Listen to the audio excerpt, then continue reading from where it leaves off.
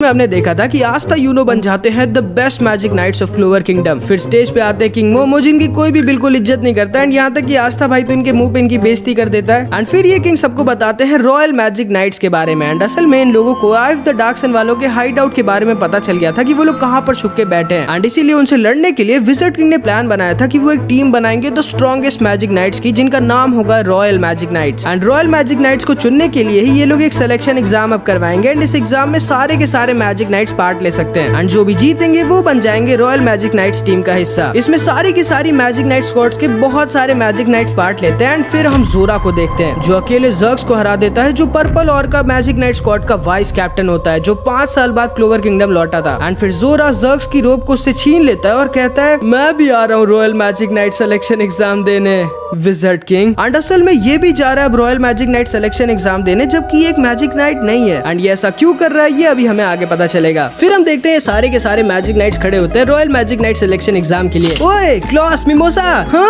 आस्था, क्या हुआ तुम्हारा चेहरा क्यों लाल है मिमोसा? वो मुझे टमाटर बहुत पसंद है ना इसलिए। हारने के लिए तैयार हो ना आस्था?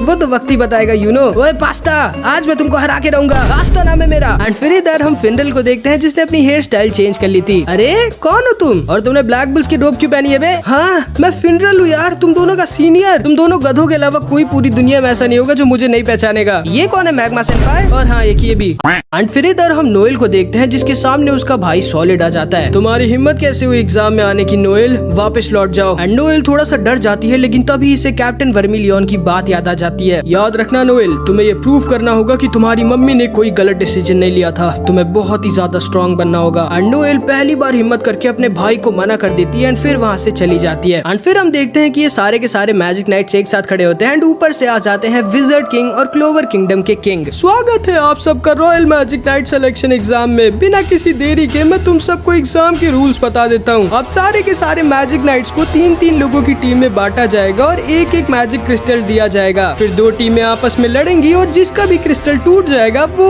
हार जाएगा। हाँ, मुझे तो कुछ भी समझ नहीं आया। ध्यान से सुनिए सारे मैजिक नाइट्स, हम जो भी टीम बनाएंगे उसमें एक टीम में एक मैजिक नाइट स्क्वाड का सिर्फ एक मेंबर रहेगा, जिससे आप सारे मैजिक नाइट्स की पावर पता चलेगी और हम लोगों को आप सबकी टीम वर्क स्किल्स और बैटल आईक्यू का पता चलेगा, क्योंकि ये दोनों चीजें एक मैजिक नाइट में होना बहुत जरूरी है अगर उन्हें आई ऑफ द डार्क सन वालों से लड़ना है। एंड अब टाइम है सारी की सारी टीमों को अनाउंस करने का। एंड फिर विज़र्ड किंग सबको उनकी टीमें बताते हैं एंड आस्था की टीम में होते हैं मिमोसा और जर्क्स। और जर्क्स वही है जिसको जोरा ने हरा के उसकी रोब छीन ली थी। अरे नहीं, मैं तो आस्था की टीम में हूँ, मैं बहुत खुश हूँ। मिमोसा को तो मैं जानता हूँ लेकिन ये जर्क्स कौन है? एंड तभी जोरा वहाँ पर ऊपर आ जाता है। माफ करिएगा मैं थोड़ा सा लेट हो गया, मैं हूँ जर्क्स। एंड फिर जोरा नीचे कूद के आता है और विज़र्ड किंग के कंधे पर हाथ रख देता है। आपको कोई दिक्कत तो नहीं है ना कि मैं थोड़ा सा लेट हो गया विज़र्ड किंग? तुम्हारी हिम्मत कैसे हुई? एंड मार्क्स जोरा के ऊपर अटैक कर देता है जिससे जोरा किसी तरह बचता है। फिर मार्क्स दोबारा से जोरा के ऊपर अटैक करने वाला होता है लेकिन विज़र्ड किंग मार्क्स को रोक देते हैं। ओए तुम्हारी हिम्मत कैसे हुई विज़र्ड किंग की डिसरिस्पेक्ट करने की? तुम बहुत बदतमीज हो। नहीं मैंने बताया तो, मैं जर्क्स हूँ, पर्पल ऑर्का का वाइस कैप्टन। एंड क्योंकि असल में जर्क्स बहुत सालों बाद क्लोवर किंगडम लौटा था इसलिए इसकी खुद की स्क्वाड वाले इसको नहीं पहचान रहे होते, सिवाय विज़र्ड किंग और मार्क्स के, जो समझ जाते हैं कि ये जर्क्स नहीं है। लेकिन विज़र्ड किंग पता नहीं क्यों फिर भी जोरा को एग्जाम देने देते हैं। तो तुम हो मेरी टीम में मच्छर। मच्छर किसको बोला तुमने? मच्छर से याद आया, हाथ मिलाओ। एंड आस्था जब जोरा से हाथ मिलाता है तो जोरा आस्था के हाथ पे एक अजीब सा कीड़ा चिपका देता है जो पूरे के पूरे क्लोवर किंगडम का सबसे बदबूदार कीड़ा होता है। विज़र्ड किंग सर, मैं इसकी टीम में नहीं रहना चाहता। माफ करना आस्था, लेकिन टीमें अब बन चुकी हैं। एंड फिर विज़र्ड किंग बाकी की भी टीमों को दिखाते हैं। नोएल और यूनो एक टीम में होते हैं, मैग्मा और सॉल एक टीम में होते हैं, लक और क्लॉस एक टीम में होते हैं, फिनरल और लियो एक टीम में होते हैं और भी कई टीमें होती हैं। मैजिक नाइट्स, तो चलिए शुरू करते हैं आपका Royal Magic Knight selection exam. कॉब? जी विज़र्ड किंग सर। एंड फिर कॉब के टेलीपोर्टेशन मैजिक से ये सारे के सारे लोग आ जाते हैं Royal Magic Knight selection exam की जगह पर। वाह ये कितना बड़ा है। अब आप सबका एग्जाम स्टार्ट होगा और आप सबकी टीमें एक दूसरे से लड़ेंगी। फिर जीतने वाली टीम दूसरी जीतने वाली टीमों से लड़ेगी और जो टीम हार जाएगी वो टीम बाहर, और जो भी टीम एक भी राउंड नहीं हारेगी वो बन जाएगी इस एग्जाम की विनर। एंड नोएल देखती है कि उसका पहला मैच ही उसके भाई के साथ था। एंड फिर फिनरल अपने भाई लांग्रिस को देखता है और ये भी इस एग्जाम को देने आया था। एंड फिनरल इससे नहीं लड़ना चाहता था क्योंकि वो जानता था कि वो अपने छोटे भाई को नहीं हरा सकता। एंड आस्था को तो बस इंतजार होता है यूनो के साथ लड़ने का। एंड अब स्टार्ट होता है इन लोगों का royal Magic Knight selection exam. पहली फाइट होती है आस्था की टीम और इन तीनों के बीच। एंड ये सारे लोग भी वहाँ पर आस्था, नोएल, फिनरल, लक और मैग्मा को सपोर्ट करने आए थे जिन्होंने एग्जाम में पार्ट नहीं लिया था, सिवाय यामी सर के जिनका पेट खराब था। मुझे तो कुछ दिख ही नहीं रहा, मैं चीयर कैसे करूंगी और अपने प्रिंस को कैसे देखूंगी? होगी। एंड इसीलिए चार्मी जाके विजिट किंग की गोद में बैठ जाती है एंड फिर स्टार्ट होता है इन दोनों का match. Aastha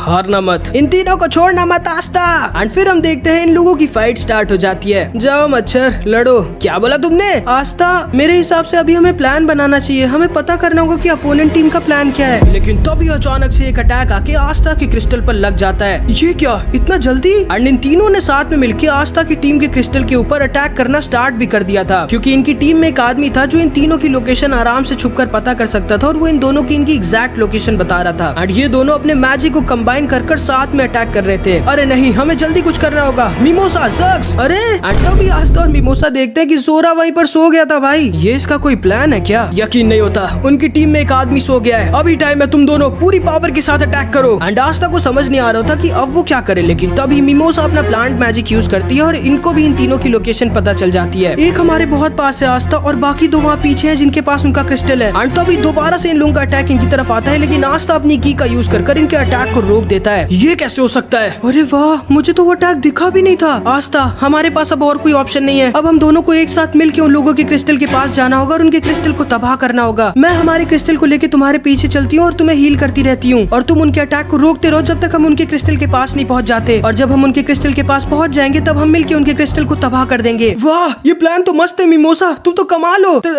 thank you Aastha. And फिर ये दोनों अपने क्रिस्टल को लेके इन लोगों की तरफ भागने लगते हैं। इन लोगों के अटैक को आस्था अपनी स्वॉर्ड से आसानी से रोक दे रहा होता है और अपने क्रिस्टल को बचा रहा होता है। अरे नहीं, लगता है उन दोनों को भी हमारे क्रिस्टल की लोकेशन के बारे में पता चल गया। इससे पहले कि वो लड़का हमारे क्रिस्टल के पास तक पहुंचे, उसके क्रिस्टल को तबाह कर दो। लेकिन कैसे? वो लड़का पता नहीं कैसे हमारे इतने फास्ट अटैक को रोक दे रहा है। एंड तभी ये दोनों भी इनके क्रिस्टल के पास तक पहुंच जाते हैं। एंड मिमोसा अपने प्लांट कैनन फ्लावर मैजिक से इनके क्रिस्टल के ऊपर अटैक कर देती है, लेकिन ये आदमी अपने क्रिस्टल को बचा लेता है। हाँ, मैं हार नहीं सकती, मुझे आस्था की टीम में अभी और रहना है। एंड फिर इधर हम नोएल को देखते हैं जिसको बहुत ज्यादा जलन हो रही होती है। आखिर अब क्या करें हमें उनके पास जाना चाहिए क्या? नहीं, वो लड़का आस्था, वो हम तीनों को आसानी से अकेले हरा सकता है। हमें दूर से उनके क्रिस्टल के ऊपर अटैक करना होगा। एंड ये दोनों के दोनों अलग हो जाते हैं और इन दोनों को कंफ्यूज करते हैं कि क्रिस्टल किसके पास है, लेकिन मिमोसा अपने मैजिक से समझ जाती है कि क्रिस्टल इस वाले के पास है। एंड ये दोनों इसकी तरफ भागने लगते हैं, लेकिन तभी मिमोसा देखती है कि इन दोनों ने पीछे से इन्हें घेर लिया होता है। एंड ये लोग पूरी तरह से घिर चुके थे। जल्दी आस्था, हमारे पास टाइम नहीं है, हम घिर चुके हैं। एंड आस्था फुल स्पीड में इसकी तरफ भाग रहा होता है, लेकिन तभी अचानक से पता नहीं आस्था का पैर एक मैजिक ट्रैप में फंस जाता है और आस्था के ऊपर एक पॉइजन स्पेल आ जाती है, जिससे आस्था की पूरी बॉडी में पॉइजन फैल जाता है। ये कैसा मैजिक है? आस्था, यही मौका है, सब के सब अटैक करो एक साथ। एंड आस्था वहीं पर बेहोश हो जाता है। एंड ये तीनों के तीनों इन दोनों के ऊपर अपना अपना स्ट्रॉन्गेस्ट अटैक यूज कर देते हैं। अरे नहीं, ये दोनों हार गए। एंड सबको लग रहा होता है कि ये दोनों अब नहीं जीत सकते, लेकिन तभी जोरा अपनी आंखें खोलता है एंड इन दोनों के आसपास 3 और अजीब से ट्रैप स्पेल खुल जाते हैं, जिसमें इन तीनों के अटैक अब्सॉर्ब हो जाते हैं। एंड अगले ही पल इन तीनों के अटैक इन तीनों की तरफ ही लौट जाते हैं, वो भी 10 गुना ज्यादा स्ट्रॉन्ग और फास्ट होकर। एंड ये सारे के सारे लोग शॉक्ड रह जाते हैं कि ये क्या है। एंड इनके अटैक्स इन्हीं की तरफ लौट जाते हैं और इन्हीं लोगों को लग जाते हैं। इन दोनों का तो गेम बच गया होता है, लेकिन ये वाला अभी भी होश में था जिसके पास इनकी टीम का क्रिस्टल था। एंड फिर हम जोरा को देखते हैं। एंड असल में ये मैजिक ट्रैप स्पेल इसके ही थे। एंड आस्था भी जिस पॉइजन स्पेल में फंसा था वो भी जोरा का ही ट्रैप था। जब तुम इतने वीक हो तो तुम मैजिक नाइट कैसे बन गए? एंड फिर जोरा इनकी टीम के क्रिस्टल को तबाह कर देता है एंड आस्था की टीम ये वाला मैच जीत जाती है। बहुत अच्छे मच्छर, हमारी जीत का थोड़ा बहुत क्रेडिट तो तुम्हें भी मिलना चाहिए। अगर तुम मेरे ट्रैप में ना फंसे होते तो वो सारे तुम पर अटैक ना करते और मेरे दूसरे ट्रैप में ना फंसते। एंड अब आस्था गुस्से में इसको पकड़ लेता है। आखिर तुम अपने टीममेट के साथ ऐसा कैसे कर सकते हो? क्या फर्क पड़ता है, तुम जीत तो गए ना। और मेरा कॉलर कैसे पकड़ा तुमने?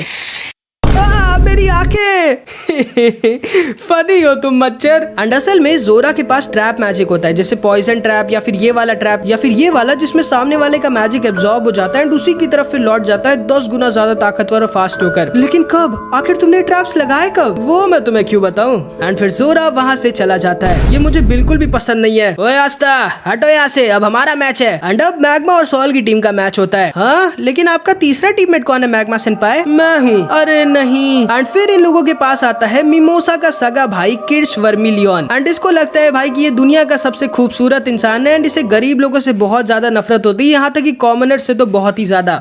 मिमोसा, हाँ आस्था, ये पागल मेरा भाई है। एंड मैग्मा और सोल सोच रहे होते हैं कि ये हम किसके साथ फंस गए। इतनी धूप में मैं कहीं काला ना हो जाऊं, मेरी खूबसूरती कहीं कम ना हो जाए। चुप बे, कितना अजीब है तू। मुझे पता है कि तुम मेरी खूबसूरती से जल रहे हो, कोई बात नहीं, ये कोई नई बात नहीं है। ओह मिमो मिमोसा, मैं कैसा लग रहा हूँ आज बताओ ना। एक गधा चाहे जितने भी अच्छे कपड़े पहन ले भैया, लेकिन वो गधा ही रहता है। चलो मत मुझसे मिमोसा। लेकिन जैसे ही किर्च आस्था को देखता है वो एकदम गुस्सा हो जाता है। यकीन नहीं होता मेरी बहन को तुम्हारे जैसे बदसूरत और गरीब इंसान की टीम में जाना पड़ा। मेरे सामने से हट जाओ, मैं तुम्हें देख भी नहीं सकता। भैया ये वाला मैच आप जरूर जीतेगा। ओ मिमोसा, तुम कितनी अच्छी छोटी बहन हो। तुम चाहती हो कि तुम्हारा बड़ा भाई ये मैच जीत जाए। हाँ, ताकि अगले मैच में मैं और आस्था आपकी बैंड बजा सके। एंड फिर इन लोगों का मैच स्टार्ट होता है। भले ही किड्स थोड़ा सा दिमाग का कम होता है, लेकिन क्योंकि एक रॉयल था तो इसके पास बहुत ज्यादा मैजिकल पावर थी। एंड ये अपने चेरी ब्लॉसम मैजिक से पूरे के पूरे एरिना को अपने चेरी ब्लॉसम से घेर लेता है एंड अपने ढेर सारे क्लोन्स बना देता है। एंड इसके चेरी ब्लॉसम की वजह से इनके अपोनेंट्स को इनका क्रिस्टल दिख भी नहीं रहा होता, लेकिन इन तीनों को आसानी से इनका क्रिस्टल दिख रहा होता है और मैग्मा और सॉल इनके क्रिस्टल को आसानी से तोड़ देते हैं। एंड ये लोग अपना पहला राउंड आसानी से जीत जाते हैं, जिसका मतलब था कि अब आस्था की अगली फाइट इनकी टीम के साथ होगी। तुम्हारा भाई तो बहुत स्ट्रॉन्ग है मिमोसा, और थोड़ा सा अजीब भी।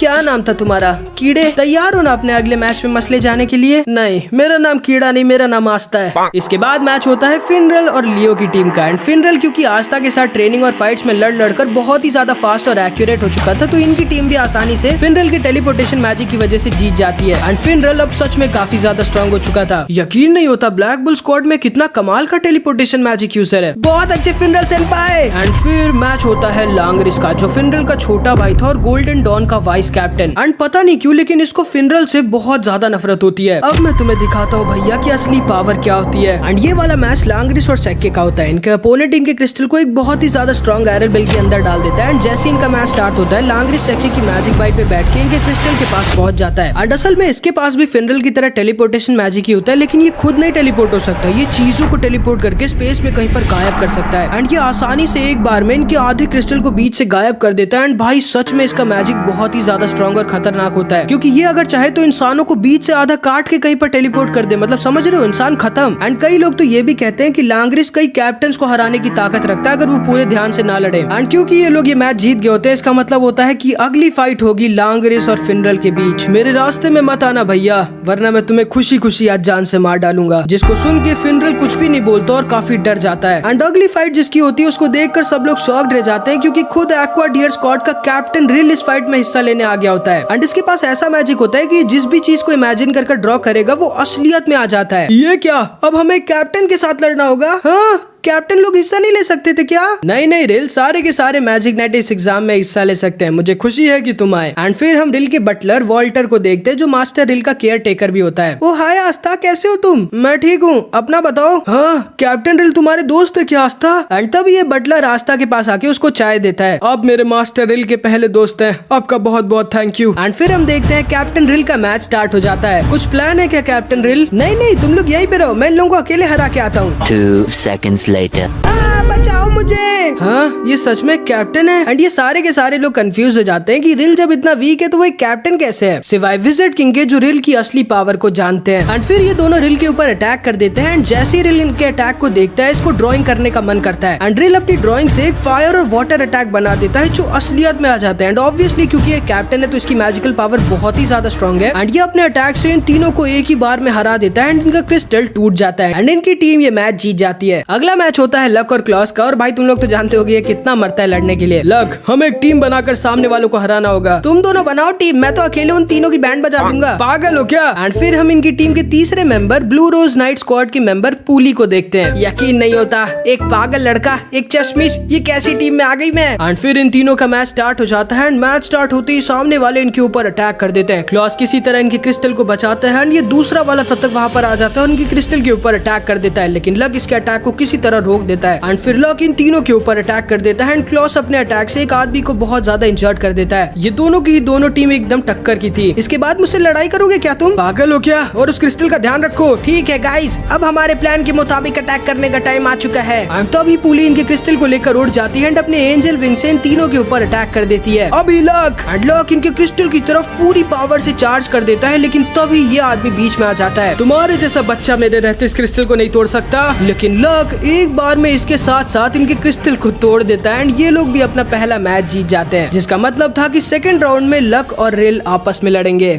एंड अब टाइम होता है फर्स्ट राउंड के लास्ट मैच का, जिसमें इस तरफ होते हैं नोएल और यूनो और इधर होते हैं नोएल का भाई सॉलिड और एल्केडोर, जिसको यूनो से बहुत ज्यादा नफरत होती है। अभी भी टाइम है, भाग जाओ नोएल। लेकिन नोएल लड़ने के लिए तैयार थी एंड फिर इन दोनों की फाइट स्टार्ट हो जाती है। तुम दोनों इसे प्रोटेक्ट करो, मैं उनके क्रिस्टल को तबाह करके आता हूँ। नहीं, मैं भी तुम्हारे साथ चलूंगी। लेकिन तभी यूनो देखता है कि ये तीनों की तीनों एक साथ अपने मैजिक को कंबाइन करके इनके पास पहुंच भी चुके थे। अरे नहीं, वो सारे के सारे एक साथ अपने क्रिस्टल को वहाँ सेफली छोड़कर हमारे क्रिस्टल को तबाह करने आ गए। आज मैं तुम्हें सबक सिखाऊंगा नोएल। और तभी इनकी टीम का ये मेंबर इनके ऊपर फायर बॉल से अटैक कर देता है, जिससे नोएल अपने वाटर बैरियर से अपने क्रिस्टल और अपनी टीम को बचाती है। और तभी यूनो अपने मैजिक से इनके मैजिक वेसल को तबाह कर देता है एंड एल्केडोर अपने सैंड मैजिक से नोएल के वाटर बैरियर को घेर लेता है। अरे नहीं, इसकी सैंड मेरे वाटर को एब्जॉर्ब कर रही है, हमें यहाँ से निकलना होगा जल्दी। लेकिन वो तो सही टाइम पर यूनो किसी तरह नोएल और इस क्रिस्टल को लेके वहाँ से निकल जाता है। हमें जल्द से जल्द उनके क्रिस्टल के पास पहुँचना होगा। तुम इस क्रिस्टल का ध्यान देना, मैं उनके क्रिस्टल को तबाह करके आता हूँ। नहीं रुको, तुम हमारे क्रिस्टल का ध्यान दो, मैं उनके क्रिस्टल को तबाह कर दूंगी। एंड यूनो सोचता है कि शायद नोएल सही कह रही है, क्योंकि वो अकेले एल्केडोर और सॉलिड से उनके क्रिस्टल को प्रोटेक्ट नहीं कर सकती। एंड तभी हम देखते हैं एल्केडोर अपने मैजिक से इन दोनों को पकड़ने वाला होता है, लेकिन यूनो अपने मैजिक से नोएल को उनके क्रिस्टल की तरफ भेज देता है। एंड फिर यूनो तैयार होता है उसके क्रिस्टल को अकेले इन तीनों से प्रोटेक्ट करने के लिए। लेकिन सॉलिड को तो नोएल से बदला लेना था, तो वो उसके पीछे निकल जाता है एंड एल्केडोर आ जाता है यूनो के सामने। एंड ये दोनों के दोनों एक दूसरे को देख रहे होते हैं एंड एल्केडोर की आंखों में अभी भी बहुत ज्यादा नफरत भरी होती है। एंड अब जाके हमें पता चलता है कि आखिर एल्केडोर यूनो से इतनी नफरत क्यों करता है। एंड फिर हम एल्केडोर के पास को देखते हैं। 7 साल पहले एल्केडोर एक लड़ाई के बाद मरने की कगार पर था। उसे हर तरफ से दुश्मनों ने घेर लिया था और इसका बचना नामुमकिन था। लेकिन तभी एल्केडोर के सामने गोल्डन डॉन का वाइस कैप्टन विलियम्स आ जाता है, जो एल्केडोर को उस दिन बचा लेता है। एंड उसी दिन के बाद से एल्केडोर के लिए कैप्टन विलियम वांजेंस एक भगवान बन जाता है। एंड फिर इनकी स्क्वाड में आता है यूनो, जिसका सपना होता है विलियम से भी ज्यादा स्ट्रॉन्ग बन के विज़र्ड किंग बनने का। एंड विलियम्स पता नहीं क्यों, लेकिन यूनो से इनकी स्क्वाड के बाकी लोगों से ज्यादा बात करता है, यहाँ तक कि वो यूनो को उसके नाम से भी बुलाता है। एंड इन्हीं चीजों की वजह से कि एक तो एल्केडोर को यूनो से इतनी जलन होती है कि वो एक कॉमनर है, तब भी कैप्टन विलियम्स उसे एल्केडोर से ज्यादा बात करते हैं। एंड दूसरी की यूनो इसके भगवान विलियम्स को हराकर विज़र्ड किंग बनना चाहता है। एंड इसीलिए एल्केडोर को यूनो से इतनी नफरत होती है। आज मैं तुम्हें नहीं छोड़ूंगा यूनो। एंड एल्केडोर अपना strongest magic mighty sand soldier का यूज करता है। बेल, पीछे जाओ। क्या तुम बिना मेरी पावर किसे हराना चाहते हो यूनो? एंड फिर इधर हम सॉलिड को देखते हैं, जो कंटिन्यू नोएल पर अटैक कर रहा होता है। सॉलिड, क्या कर रहे हो तुम? हमारा प्लान उनके क्रिस्टल को तबाह करने का था। लेकिन तभी अचानक से इसके ऊपर एक बहुत ही बड़ा मशरूम निकल आता है एंड ये नीचे आकर गिर जाता है और बेहोश हो जाता है। एंड ये असल में नोएल और यूनो के तीसरे टीममेट एन का मैजिक होता है, कि वो एक बार जहाँ पर टच कर ले, वो वहाँ पर कभी भी मशरूम उगा सकता है और उसको कंट्रोल भी कर सकता है। एंड फिर इधर हम देखते हैं नोएल और सॉलिड इनकी टीम के क्रिस्टल के पास पहुंच जाते हैं। तुम सोच भी कैसे सकती हो नोएल कि तुम मेरे रहते मेरे क्रिस्टल को छू भी पाओगी? लेकिन नोएल कुछ भी नहीं बोलती। आओ फिर शुरू करे।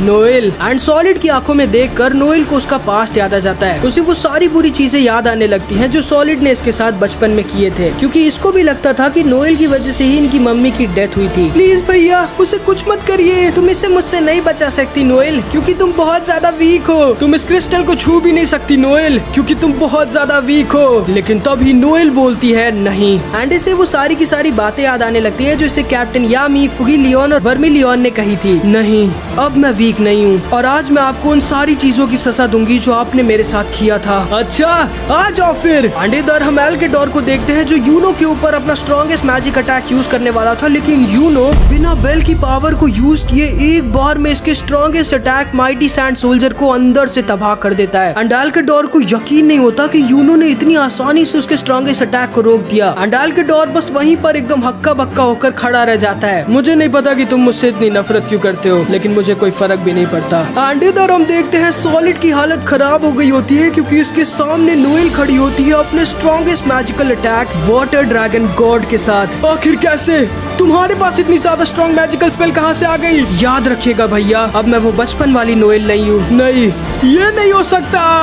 Water magic, water dragon God. And Noel का वाटर ड्रैगन इसके क्रिस्टल के साथ साथ इसकी भी बैंड बजा देता है। एंड नोएल और यूनो की टीम इस मैच को जीत जाती है। एंड यहाँ पर royal Magic Knight selection exam का फर्स्ट राउंड खत्म हो जाता है। एंड फिर हम किंग को देखते हैं, जो कि बहुत ही ज्यादा गुस्से में होता है, क्योंकि यूनो और रास्ता दोनों ही फर्स्ट राउंड में पास हो गए थे। अब टाइम है आप सबके सेकंड राउंड का। तो ये रहा तुम लोगों का नया स्टेज। एंड इन लोगों का नया स्टेज एकदम अलग होता है और बहुत ही ज्यादा मस्त होता है। एंड फिर इधर हम चार्मी और यूनो को देखते हैं। बहुत अच्छा लड़े तुम यूनो। Thank you. एंड फिर हम जैसे जानते हैं कि अगली फाइट होती है आस्था की टीम और मैग्मा की टीम के बीच। तुम तैयार तो हो ना हारने के लिए? कॉमनर कीड़े। आस्था कोई कीड़ा नहीं है भैया, और आज आप हारोगे। ओए आस्था, तैयार हो ना? हाँ मैग्मा सेनपाई। ओए ज़क्स, मुझे पता है कि तुमने इस स्टेज पे भी अपने ट्रैप्स बिछाए हैं। इसे ये कैसे पता? अब तुम्हें पता चल ही गया तो मैं तुम्हें बता देता हूँ। मुझे पहले से पता था कि royal Magic Knight selection exam यहाँ पर होगा, इसीलिए कल रात आके मैंने यहाँ पे ढेर सारे ट्रैप्स बिछा दिए थे, जिन्हें मैं जब चाहूँ तब एक्टिवेट कर सकता हूँ। हाँ, लेकिन ये तो चीटिंग है। ये कौन सी रूल बुक में लिखा है कि हम लोग एक दिन पहले यहाँ पर ट्रैप्स नहीं लगा सकते? इसे चीटिंग नहीं, तैयारी कहते हैं मच्छर। वो आस्था जब गुस्सा होता है तो कितना क्यूट लगता है। अच्छा, कम से कम हमें तो बता दो कि तुम्हारे ट्रैप्स कहाँ हैं। नहीं, तुम दोनों को लड़ने की जरूरत ही नहीं है, मैं अकेला ही उन सबको हरा सकता हूँ। तुम दोनों बस इस लड़की के पागल भाई का कुछ इलाज करो। एंड फिर हम देखते हैं इनका मैच स्टार्ट हो जाता है। एंड जैसे इनका मैच स्टार्ट होता है, किड्स फिर से पूरे के पूरे एरिना को अपने चेरी ब्लॉसम मैजिक से घेर लेता है। हमें जल्दी कुछ करना होगा, वो लोग आते ही होंगे। भैया की ये स्पेल बहुत ही ज्यादा स्ट्रॉन्ग है, आखिर क्या करें हम? लेकिन अब बारी होती है आस्था भाई की अपना कमाल दिखाने की। एंड पिछली बार की तरह आस्था अपने अंदर अपनी स्वॉर्ड से अपने एंटी मैजिक को भरने लगता है। ये कैसी मैजिकल पावर निकल रही है आस्था के पास से? एक मिनट, ये मैजिक नहीं है। एंड आस्था अपने अंदर बहुत सारा एंटी मैजिक भर लेता है एंड दोबारा से हाफ डीमन फॉर्म में आ जाता है। आस्था अपने हाफ डीमन फॉर्म में ब्लैक स्नेक का यूज करता है और पूरे के पूरे एरिना से किड्स के चेरी ब्लॉसम मैजिक को खत्म करने लगता है। अरे नहीं, ये मच्छर किड्स के मैजिक के साथ साथ मेरे भी सारे ट्रैप्स को खत्म कर रहा है। ये कैसी अजीब सी पावर है? एंड आस्था अपने एंटी मैजिक से पूरे के पूरे एरिना से किड्स के चेरी ब्लॉसम मैजिक के साथ साथ जोरा के सारे ट्रैप्स भी खत्म कर देता है। ओए मच्छर, तुमने जानते हो तुमने क्या किया है? हाँ ज़क्स, मैं अच्छे से जानता हूँ मैंने क्या किया है। एंड इधर हम यूनो को देखते हैं। आस्था तो सच में बहुत स्ट्रांग हो गया है, लेकिन कोई बात नहीं, आज तुम मुझसे नहीं जीतोगे। आस्था तो दिन पर दिन बहुत ज्यादा स्ट्रांग होता जा रहा है। क्या मतलब तुम जानते हो तुमने मेरे सारे के सारे मैजिक ट्रैप्स गैप कर दिए। सही कहा, जिसका मतलब है कि अब हम सब साथ में मिलके एक टीम की तरह लड़ेंगे। चलो अब जल्दी से एक प्लान बनाओ ज़क्स। उसकी क्या जरूरत है? फिर से अपने डीमन फॉर्म में जाओ और हरा दो सबको। नहीं नहीं नहीं, मैं एक दिन में सिर्फ एक बार अपने डीमन फॉर्म में जा सकता हूँ। चलो अब जल्दी से एक प्लान बनाओ। ये लड़का सच में पागल है। ठीक है, सुनो मेरा प्लान। एंड फिर इधर हम किड्स को देखते हैं जो अकेले इन तीनों को हराने के लिए आ गया होता है। ठीक है, मैं सेंस कर सकता हूँ मिमोसा हमारी क्रिस्टल की तरफ जा रही है। ज़क्स उधर है, लेकिन वो कीड़ा कहाँ पर है? उसके पास मैजिक है ही नहीं, इसलिए मैं उसे सेंस ही नहीं कर पा रहा। ओए मिमोसा के भाई, वो रहा कीड़ा। इधर आओ मेरे पीछे, अगर तुम्हारे बम में दम है तो।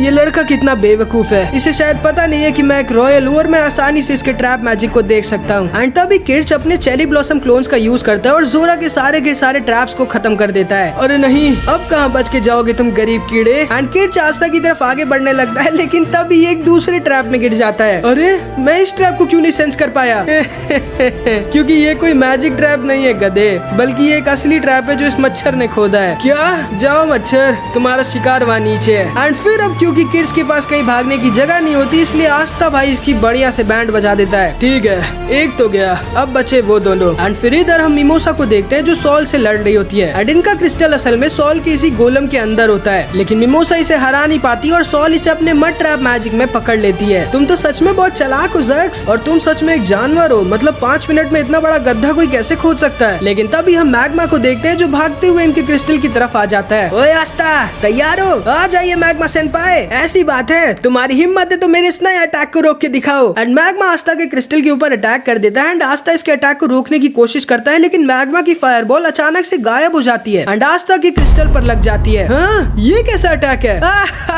ये मेरा नया अटैक है आस्था, डिसअपियरिंग फायरबॉल, जो गायब हो जाती है और अपनी डायरेक्शन खुद ही चेंज कर देती है।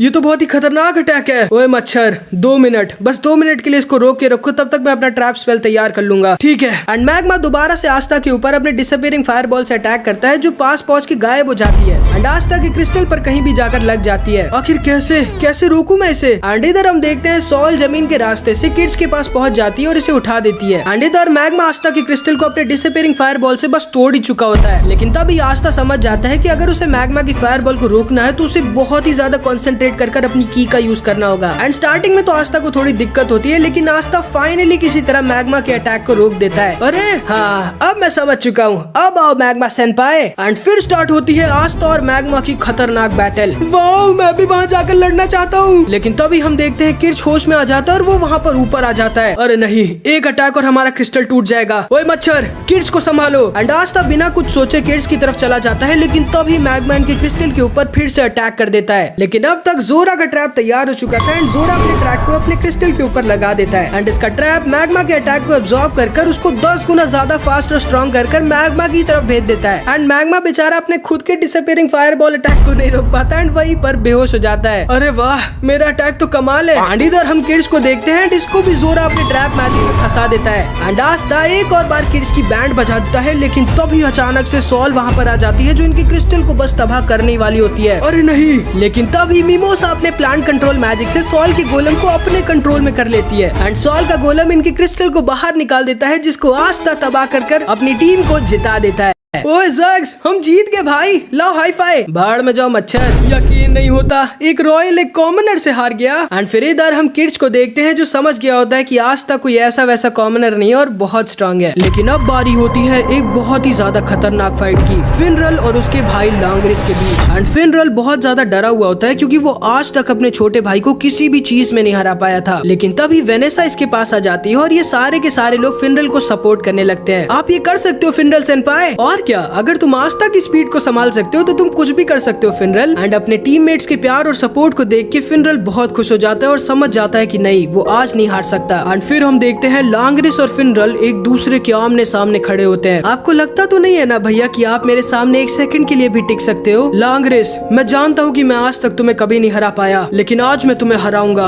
वो तो अभी पता चल जाएगा भैया। एंड फिर इन लोगों की फाइट स्टार्ट हो जाती है। लियो, हैमन, मैं हमारी क्रिस्टल को प्रोटेक्ट करता हूँ, तुम दोनों जाके उनके क्रिस्टल को तबाह करो। एंड तभी हैमन अपने ग्लास मैजिक का यूज करता है और जान जाता है कि उनका क्रिस्टल कहाँ पर छुपा हुआ है। एंड इधर हम लांगरिस और सेक्के को देखते हैं जो फुल स्पीड में इनके क्रिस्टल की तरफ आ रहे होते हैं। एंड फिनरल इन दोनों को उनके क्रिस्टल के पास अपने टेलीपोर्टेशन मैजिक का यूज कर भेज देता है। एंड फिर इधर हम लांगरिस को देखते हैं जो बहुत ही ज्यादा गुस्से में होता है, आज मैं तुम्हें नहीं छोड़ूंगा भैया। एंड फिर हम लांगरिस और फिनरल के पास्ट को देखते हैं। फिनरल की मम्मी असल में बचपन में ही खत्म हो गई थी, फिर फिनरल के पापा ने एक दूसरी औरत से शादी कर ली थी, जिसके साथ उनका एक और बेटा पैदा होता है, लांगरिस। बचपन से ही लांगरिस फिनरल से हर चीज में बहुत ज्यादा अच्छा था, चाहे वो लड़ाई हो या फिर पढ़ाई। फिनरल के पास बहुत ही ज्यादा वीक टेलीपोर्टेशन मैजिक था, जिससे वो बस इधर से उधर जा सकता था। लेकिन वहीं लांगरिस के पास बहुत ही ज्यादा खतरनाक और स्ट्रॉन्ग अटैक टेलीपोर्टेशन मैजिक था। फिनरल की सौतेली माँ ने कभी भी फिनरल से प्यार नहीं किया और वो हमेशा अपने बेटे लांगरिस की ही तारीफ करती रहती थी। और फिनरल के पापा भी हमेशा फिनरल को बहुत ही ज्यादा वीक होने के लिए डांटते रहते थे और लांगरिस को बहुत ज्यादा प्यार करते थे। भैया कितना वीक है ना माँ। हाँ लांगरिस, तुम इससे हर चीज में बहुत ज्यादा अच्छे हो, ये किसी काम का नहीं है, ये कभी भी इस फैमिली का हेड नहीं बन सकता। एंड फिनरल को भले ही अंदर से बहुत ज्यादा दुख होता था, लेकिन फिर भी ये इन सबको अपनी फैमिली की तरह ही मानता था। एंड फिर एक दिन इनके घर में आती है फिनेस, किंग मोमो की सगी भांजी। एंड असल में इनकी फैमिली के अगले लीडर यानी फिनरल या लांगरिस में से जो अगला लीडर बनेगा उसकी इसके साथ शादी होनी थी। हाँ, भैया तो इतना वीक है कि वो इस फैमिली का कभी अगला लीडर नहीं बन सकता, मतलब इसकी शादी मुझसे ही होगी। एंड हाँ, ये बात सच होती है कि लांगरिस बहुत ही ज्यादा स्ट्रॉन्ग था और फिनरल बहुत वीक, लेकिन फिनरल बहुत ही ज्यादा काइंड और अच्छा इंसान था और इसीलिए लांगरिस के मम्मी पापा के अलावा कोई भी लांगरिस को पसंद नहीं करता था, सबके सब फिनरल को ही ज्यादा पसंद करते थे। यहाँ तक कि फिनेस को भी फिनरल ही ज्यादा पसंद था और वो इससे ही शादी करना चाहती थी। एंड इसीलिए लांगरिस को फिनरल से बहुत ज्यादा चिढ़ होती थी। उसे समझ में नहीं आता था कि जब फिनरल इतना ज्यादा वीक है तो सब आखिर उससे लांगरिस से ज्यादा क्यों पसंद करते हैं। एंड चाहे लांगरिस जितनी भी बुरी तरह से फिनरल के साथ बर्ताव करे, वो हमेशा वापस एक अच्छे बड़े भाई की तरह आ जाता था। एंड लांगरिस को समझ में नहीं आता था कि आखिर क्यों